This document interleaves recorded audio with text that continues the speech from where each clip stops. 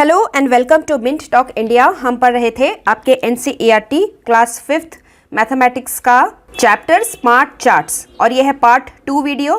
Part 1 video में हमने इसी चैप्टर के स्टार्टिंग के क्वेश्चन आंसर्स जो कि है टैली मार्क्स से रिलेटेड क्वेश्चंस उनको हमने सॉल्व किया है। उसका लिंक आपको इसी वीडियो के नीचे डिस्क्रिप्शन बॉक्स में मिल जाएगा।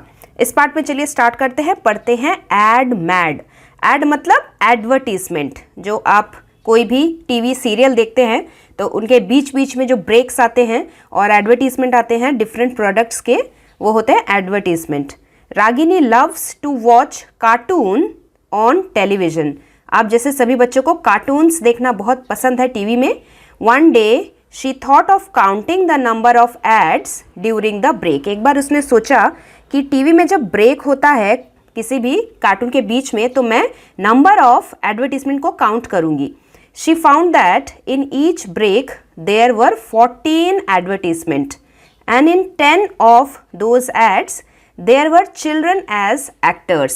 तो मोस्टली क्योंकि कार्टून्स बच्चों के द्वारा देखे जाते हैं, इसीलिए कार्टून्स के बीच बीच में जब एडवर्टीजमेंट आते हैं तो उसमें चाइल्ड एक्टर्स होते हैं। क्योंकि जब बच्चे दूसरे बच्चों को कोई प्रोडक्ट यूज़ करते हुए देखेंगे तो उनका भी मन करेगा कि मम्मी पापा मुझे भी ये खरीद के दो।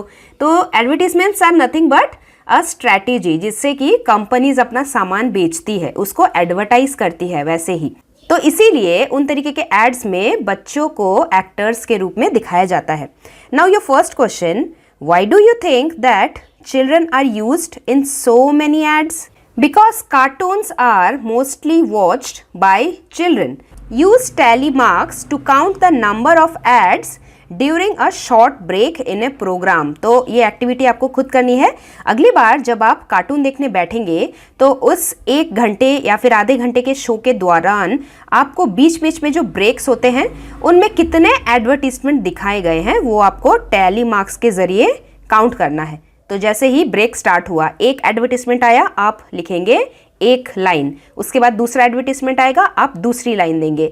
तीसरा एडवर्टीजमेंट आएगा तो तीसरा लाइन, चौथा एडवर्टीजमेंट चौथा लाइन, पांचवा एडवर्टीजमेंट पांचवा लाइन, 5th लाइन। एंड इस तरीके से आप अपने टैली मार्क्स को पूरा करेंगे। उसके बाद where there ads during the news programs. क्या न्यूज़ प्रोग्राम्स के बीच बीच में भी एड्स आते हैं? So answer is yes, news programs के दौरान भी एडवर्टीजमेंट आते हैं। And then next is try yourself. Next time when you watch your favourite TV program, count the number of advertisements during each break and use tally marks. Put a dot below the tally mark when you find children in any advertisement। तो इसी तरीके के tally marks के द्वारा, और किसी भी advertisement में अगर कोई बच्चा आपको नजर आया तो आप उसके नीचे एक डॉट लगाएंगे भी। तो टोटल मैंने यहाँ पे कितने एडवर्टीजमेंट मार्क किए? ये है 5, ये है 5, 5 5 टोटल 10। 10 एडवर्टीजमेंट में से 1 2 3, टोटल 3 एडवर्टीजमेंट में मुझे बच्चे नजर आए। तो इस तरीके से हम फाइंड आउट कर सकते हैं। Compare with your friends, do you get different answers? अब आप अपने टैली मार्क्स को अपने फ्रेंड्स के टैली मार्क्स के साथ कंपेयर कीजिए, तुलना कीजिए। क्या आपको कोई डिफरेंस नजर आया? Yes, definitely you will find the difference because शायद आपका फ्रेंड कोई और टीवी प्रोग्राम देख रहा होगा। जैसे जो सीरियल्स वाले टीवी प्रोग्राम्स होते हैं उसमें ज़्यादा एडवर्टीजमेंट आता है compare to the news TV programs. Coming to the next question, hot and cold. अब हम आ गए हैं बार ग्राफ के ऊपर। Have you seen the weather report on TV और a newspaper? These are 2 bar charts. These show the highest temperatures that is in degree Celsius in 4 cities. यहाँ पे 4 शहर दिखाए गए हैं, दिल्ली, शिमला, बेंगलोर और जैसलमेर। On 2 different days, 1 जून और 1 दिसंबर में इन चारों शहरों में कितना कितना टेम्परेचर था वो यहाँ पे दिखाया हुआ है। तो यहाँ पे लेफ्ट हैंड साइड में आप ऊपर की तरफ जाती हुई जो लाइन है उसमें आप क्या देख सकते हैं? यहाँ पे टेम्परेचर लिखा है और यहाँ पे नीचे की तरफ क्या लिखा है? यहाँ पे डे लिखा हुआ है। ये कौन से दिन की बात है? अब इसी चार्ट के ऊपर हमारे कुछ क्वेश्चंस है। Find out from the bar chart which city is the hottest on 1 June. Hottest मतलब सबसे ज़्यादा गर्म। सबसे ज़्यादा गर्म वो होगा जिसका जो टेम्परेचर होगा वो सबसे ज़्यादा होगा ऑन 1 जून। तो यह देखिए 1 जून में सबसे ज़्यादा टेम्परेचर कौन सा है? इन चारों में से ये वाला जो लाइन आ रहा है ये 38 डिग्री पे आ रहा है। 38 डिग्री सेल्सियस सबसे ज़्यादा टेम्परेचर बता रहा है। That means Jaisalmer is the hottest on 1 जून। उसके बाद है question 2, which city is the coldest on 1 दिसंबर। तो 1 दिसंबर में हमें देखना है सबसे ज़्यादा ठंडा वही होगा जो सबसे नीचे होगा इन चारों बार ग्राफ्स में से। सबसे नीचे कौन सा है, ये वाला ब्लू कलर का शिमला।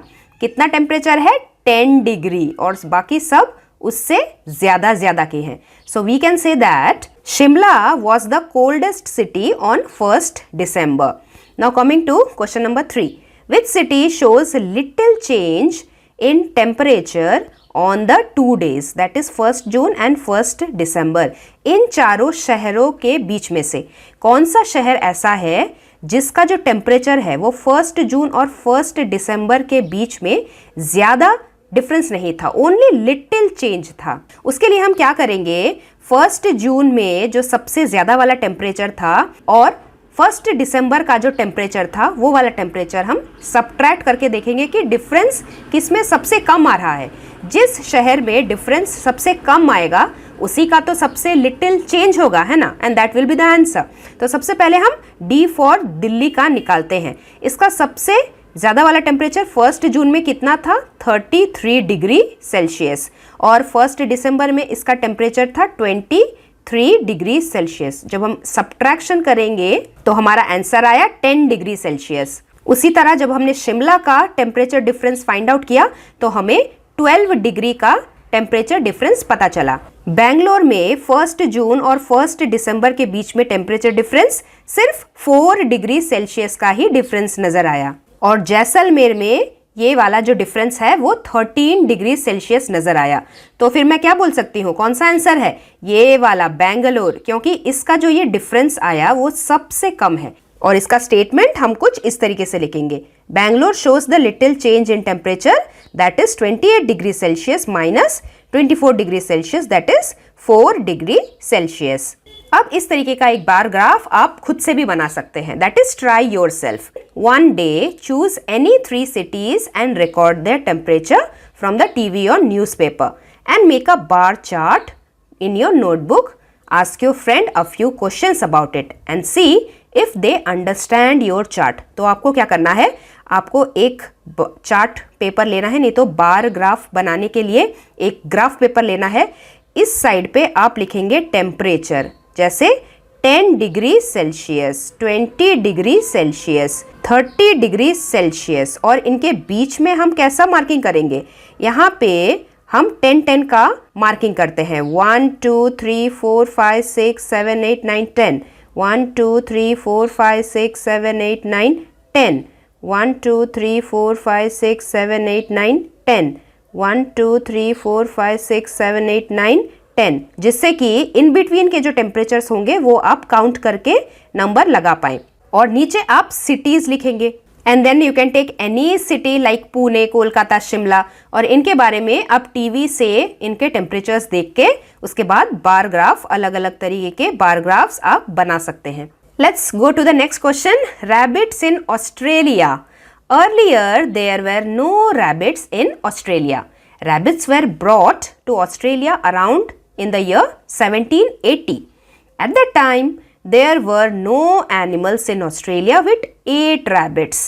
पहले के टाइम में ऑस्ट्रेलिया में रैबिट्स बिल्कुल भी नहीं थे। ऑस्ट्रेलिया की गवर्नमेंट ने बाहर से रैबिट्स मंगवाए और फिर उनकी संख्या धीरे धीरे करके उनके कंट्री में बढ़ती ही गई, क्योंकि उस समय ऑस्ट्रेलिया में रैबिट को खाने वाला कोई एनिमल नहीं था।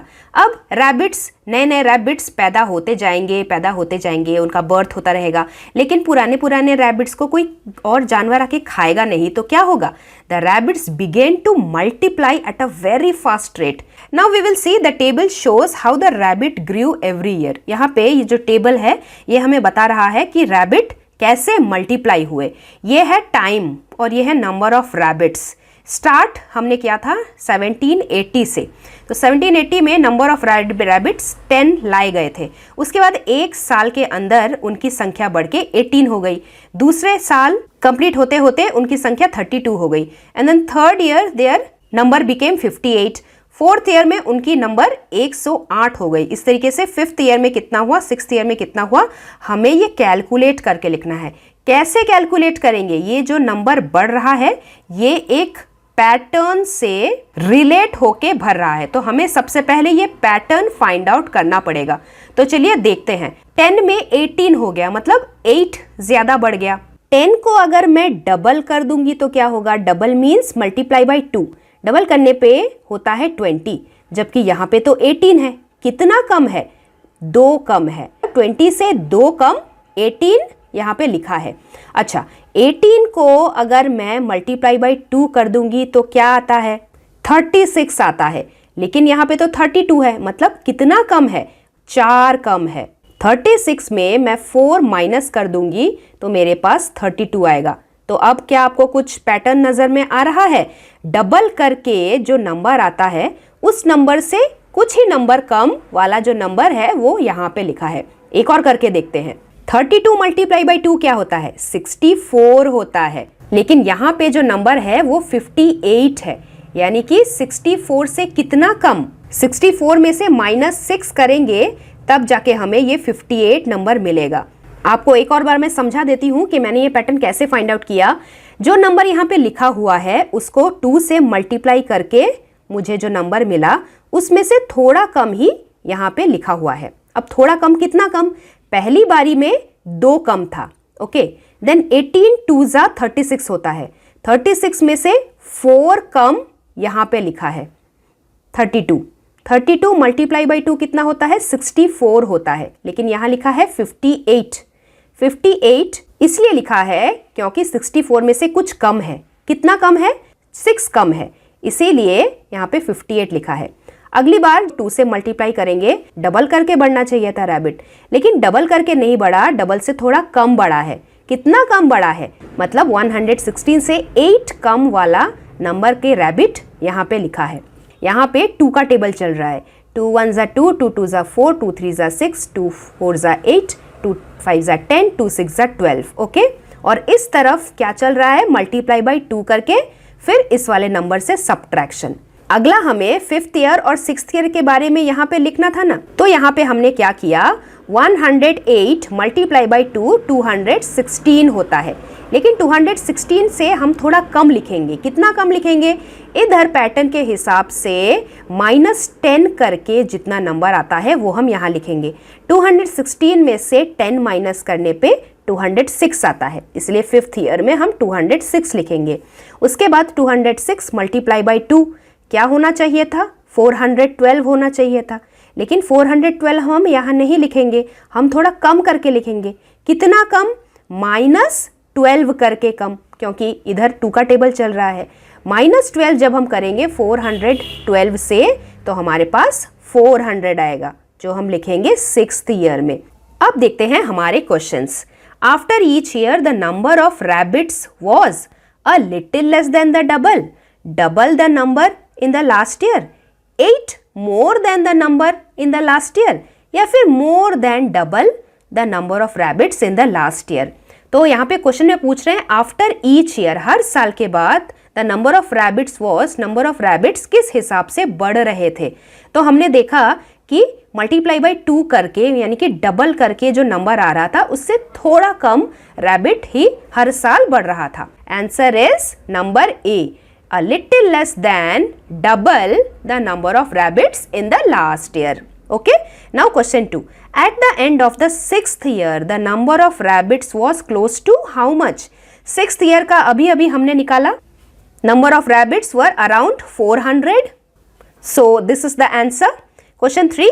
After which year did the number of rabbits crossed 1000? Cross 1000 का मतलब है मोर देन 1000 कौन से ईयर में रैबिट्स का नंबर हो गया था। तो उसके लिए हमें इस टेबल को आगे बढ़ाना है। तो 6th ईयर तक हमने ऑलरेडी लिख लिया था, अब हम 7th ईयर का निकाल के देखते हैं। That is in the year 1787। अब यहाँ पे वैसे तो 400 का डबल होना चाहिए था, 400 का डबल यानी कि मल्टीप्लाई बाई 2 क्या होता है? 800 होता है, लेकिन इससे कुछ कम है। कितना कम है? 2 7 जा 14, तो हमें 800 में से 14 माइनस करके जो वैल्यू आती है वो लिखना है यहाँ पे। और वो वैल्यू है 786।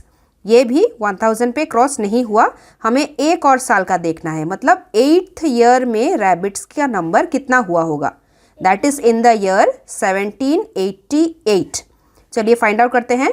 786 मल्टीप्लाई बाई 2 कितना होता है, 1572 होता है। देखिए ये तो वैसे ही पता चल रहा है, लेकिन इतना नंबर तो हुआ नहीं, इससे थोड़ा कम हुआ है।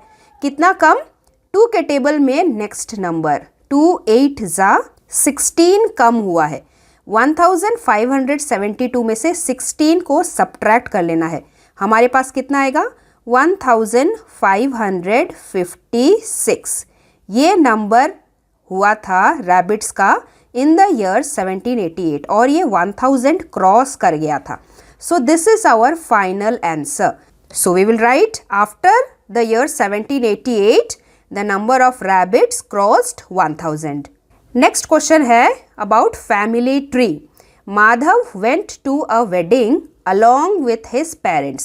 He met many relatives there, but he didn't know everyone. He met his mother's grandfather, but found that her grandmother is not alive. He also found that her dadi's mother, that is grandmother's mother, is still alive and is more than 100 years old. Madhav got confused. क्या माधव की तरह आप भी confuse हो गए? इसके लिए माधव की मम्मी ने क्या किया, माधव की मम्मी ने माधव को एक फैमिली ट्री बना के दिया और उसी से आपके कंफ्यूजन को भी हम दूर कर सकते हैं। तो ये है माधव का फैमिली ट्री। यहाँ पे ये जो बच्चा है ये है माधव, माधव की ये है मम्मी, मम्मी का नाम है शोभना, और ये है माधव के फादर। माधव को हम फर्स्ट जनरेशन मानेंगे। उसके ऊपर पेरेंट्स आते हैं सेकेंड जनरेशन में। माधव के नानी और नाना जी ये आते हैं थर्ड जनरेशन में, that is Madhavs grand parents. अब ग्रैंड पेरेंट्स के भी मम्मी पापा होते हैं। ग्रैंड पेरेंट्स के मम्मी पापा को हम क्या बोलते हैं, ग्रेट ग्रैंड पेरेंट्स, और ये आते हैं फोर्थ जनरेशन में। और फिर ग्रेट ग्रैंड पेरेंट्स के भी जो मम्मी पापा होते हैं उनको हम ग्रेट ग्रेट ग्रैंड पेरेंट्स बोलते हैं, और ये आते हैं फिफ्थ जनरेशन में। इसके ऊपर तो जगह है नहीं, लेकिन ट्री को हम कंटिन्यू कर सकते हैं। वो होंगे great great great grand parents, और वो आएंगे सिक्स्थ जनरेशन में। यहाँ पे रोमन नंबर्स लिखा है, this is Roman number 1, this is number 2, 3, 4, 5, 6, 7, 8, 9, 10 and so on. अब माधव की फैमिली ट्री के ऊपर हमें कुछ क्वेश्चंस को सॉल्व करना है। Question number 1, how many grandparents in all does Shobhana have?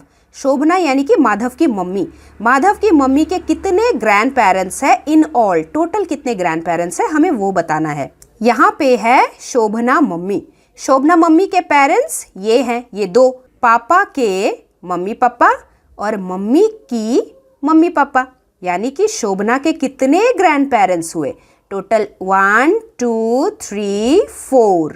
So we will write Shobhana has 4 grandparents. Then question number 2, how many great great grandparents in all does Madhav have? अभी हमें माधव के great great grandparents के बारे में पूछा जा रहा है। तो यहाँ पे चार्ट में ही लिखा हुआ है आंसर, ये है माधव और ये है great great grandparents. So count with me, number 1 2 3 4 5 6 7 8। So answer is Madhav has 8 great great grandparents. Now question number 3, how many elders will be there in 7th generation of his family? अब हमारे chart में already 5th generation तक दिया हुआ है। Total 8 elders count किया था, हमें 5th के बाद 6th का पहले निकालना है और उसके बाद 7th का निकालना है, total elders. Now look one thing, Madhav की ये है मम्मी, मम्मी के भी पेरेंट्स होंगे माधव के ग्रैंड पेरेंट्स। यहाँ पे 2 ग्रैंड पेरेंट्स है, ओके, 2 एल्डर्स। 2 एल्डर्स को भी जब हम ऊपर 4th जनरेशन में देख रहे थे तो हमने कितना काउंट किया, 1 2 3 4, यानी कि ये जो 2 है ये मल्टीप्लाई बाई 2 हो गया, टोटल 4 बन गया। और इसके भी ऊपर जब हम 5th जनरेशन में गए तब ये 4 भी मल्टीप्लाई बाई 2 हो गया, यानी कि 8। तो आप देखेंगे कि हर जनरेशन में डबल होता जा रहा है। 2 से 4 हो गया, 4 से 8 हो गया। तो हम बोल सकते हैं ना कि 5th के बाद ऊपर अगर हम 6th जनरेशन ड्रॉ करते तो इस 8 का डबल होता, और डबल होने पे जितने एल्डर्स होते हम उतने फोटोज़ या फिर उतने नाम लिखते। तो 6th जनरेशन में कितना आएगा, 8 मल्टीप्लाई बाई 2 करके जितना होता है, यानी 8 2 ज़ा 16 एल्डर्स होंगे।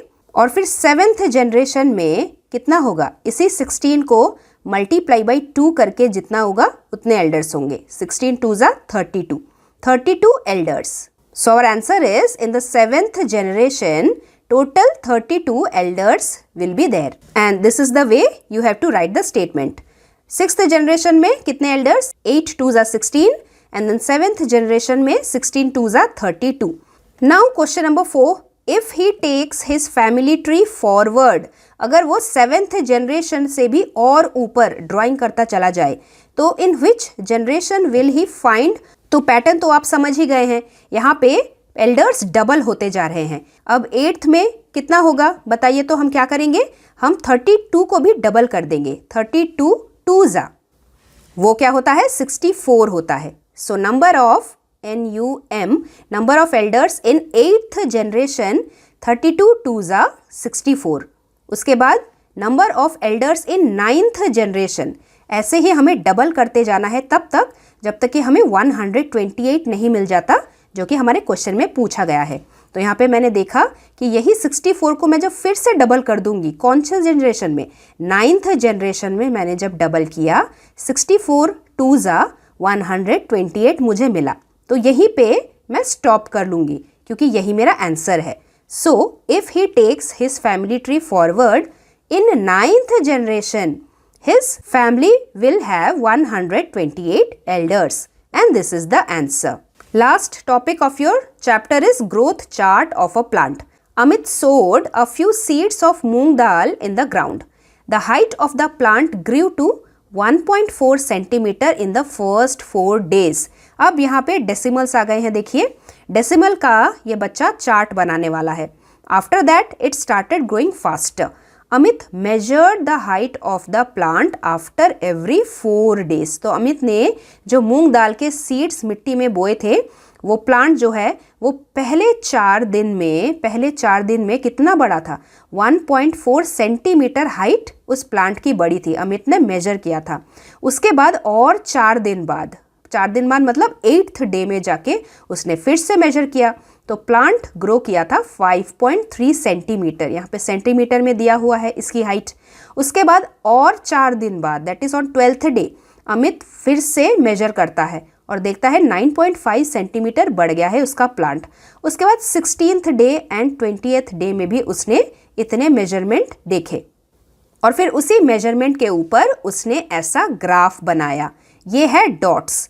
यहाँ पे लेफ्ट साइड में क्या लिखा है, length of the plant in centimetre. तो उसने 1 2 3 4 5 6 7 8 9 10 11 12 करके लिखा और यहाँ पे उसने डेज लिखा, यानी कि 1 2 3 4th डे, क्योंकि वो 4th डे पे मेजर करता था इसलिए उसने 4 लिखा है।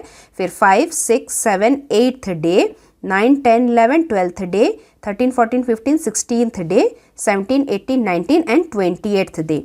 4th डे पे उसका प्लांट 1.4 सेंटीमीटर बड़ा था। अब ये जो डॉट है आप ठीक 1.4 सेंटीमीटर पे ही लगाएंगे। 0.4 क्या होता है, 1 सेंटीमीटर होता है और 4 मिलीमीटर होता है। तो आपके ग्राफ बुक में आपको ध्यान से मिलीमीटर के मेजरमेंट को देखना है।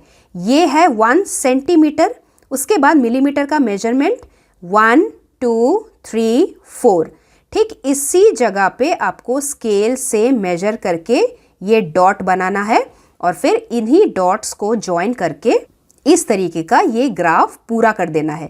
ये है अमित के प्लांट का growth chart. Now look at the height of each dot in centimetre and check from the table if he has marked the dots correctly.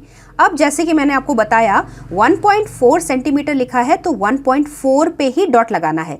सिर्फ 1 नंबर पे अगर आप डॉट लगा देंगे तो वो गलत हो जाएगा, तो हमें इनको चेक करना है। 4th डे में जो डॉट था अभी अभी हमने चेक किया, वो बिल्कुल 1.4 सेंटीमीटर पे ही लगा है, this is correct. 8th day पे जो डॉट लगाना है वो 5.3 सेंटीमीटर पे लगाना है, तो ये है 8th डे और उसका ये जो डॉट है ये 5 के ठीक 1 2 3 3 ऊपर है, यानी कि 5.3 centimetre, this is also correct. 12th day का जो डॉट है वो उसने कहाँ लगाया, ये देखिए 9.5 सेंटीमीटर और ये डॉट बिल्कुल इसी जगह पे 9.5 सेंटीमीटर पे लगा है, this is also correct. 16th day वाला डॉट जो है वो 10 के थोड़ा ऊपर 10.2, यहाँ पे बिल्कुल 10.2 पे ये डॉट लगा है, this is correct. 20th day पे 10.9 पे डॉट लगना चाहिए था, 10.9 पे, और यहाँ पे भी इसने 10.9 पे ही डॉट लगाया है, सो this is also correct. Now question number 1, between which days did the length of the plant change the most.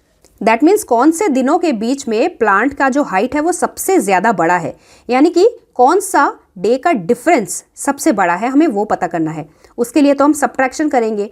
0 में से सीड जब सो किया था उस दिन से लेकर 4th डे तक कितना डिफरेंस आएगा, डिफरेंस आएगा 1.4 का ही। उसके बाद 4th डे से 8th डे के बीच में कितना डिफरेंस आएगा, हम हमेशा बड़े वाले यूनिट से लोअर यूनिट को सब्ट्रैक्ट करते हैं, तो यहाँ पे कीजिए 5.3 में से 1.4 सब्ट्रैक्ट, डिफरेंस आता है 3.9 सेंटीमीटर का। अब हमें 8th डे और 12th डे के बीच का डिफरेंस फाइंड आउट करना है, दैट मीन्स 9.5 में से 5.3 को करना है सब्ट्रैक्ट, जो कि आता है 4.2 सेंटीमीटर का। उसके बाद 12th डे और 16th डे के बीच का डिफरेंस, दैट मीन्स 10.2 में से 9.5 सब्ट्रैक्ट, जो कितना आया 0.7 सेंटीमीटर आया। और फिर 20th डे में प्लांट कितना ग्रो करता है, दैट इज 10.9 में से 10.2 subtract, that is also 0.7 centimetre. तो अब ध्यान से देखिए, यहाँ पे सबसे ज़्यादा प्लांट की ग्रोथ हुई है, क्योंकि 5.3 से वो सीधा 9.5 सेंटीमीटर ग्रो किया, मतलब ये डिफरेंस सबसे ज़्यादा है और इसीलिए प्लांट भी इसी टाइम पे सबसे ज़्यादा ग्रो हुआ है। Answer is from 8th day to 12th day the length of the plant change the most, this is the answer. Question B, what could be the length of this plant on 14th day? This answer you have to guess and write. अब 14th day कहाँ आएगा, 12 और 16 के बीच में ही कहीं पे 14th day आएगा, यानी कि हमारा जो आंसर होगा वो 9.5 से 10.2 के बीच में ही कहीं होगा। और वैसे भी हम यहाँ पे भी देख सकते हैं, ये है 12, 13, 14, ये 14th डे का पोजीशन है। 14th डे में अगर हम देखेंगे हमारा जो प्लांट है वो नियर अबाउट हियर 10 के आसपास ग्रो किया होगा, तो हमारे आंसर ऑप्शंस में 10 सेंटीमीटर के सबसे ज़्यादा नज़दीक कौन सा है। आप ये सोच रहे होंगे बट ये नहीं है, ये है 10 सेंटीमीटर के सबसे ज़्यादा नज़दीक, बिकॉज 9.9 के बाद क्या आता है, दैट मीन्स 1 मिलीमीटर अगर मैं इसमें और ऐड कर दूंगी तो क्या होगा, 10 सेंटीमीटर हो जाएगा। So this is the correct answer because this is a guess answer. Now question C, will the plant keep growing all the time? What will be its length on 100th day? Now make a guess. क्या plant बढ़ते बढ़ते unlimited बढ़ता ही जाएगा? नहीं ना, हमारी height भी एक जगह जाके अटक जाती है, नहीं तो हम कितने टॉल हो जाते। वैसे प्लांट भी एक टाइम के बाद उसकी हाइट बढ़ना स्टॉप हो जाती है। तो क्या बता सकते हैं कि 100 डे प्लांट कितना लंबा ग्रो करेगा? So answer is no, the plant will not keep growing all the time and I guess its length would be about 17 to 18 centimeter on 100th day. And that was the end of the chapter. If you have any doubt or question, you can ask me in the comment box. हम मिलेंगे बहुत ही जल्दी हमारे अगले chapter के साथ. Till then, thank you very much and God bless you all. Thanks for watching and do like, share, subscribe our channel Mint Talk India for more upcoming videos.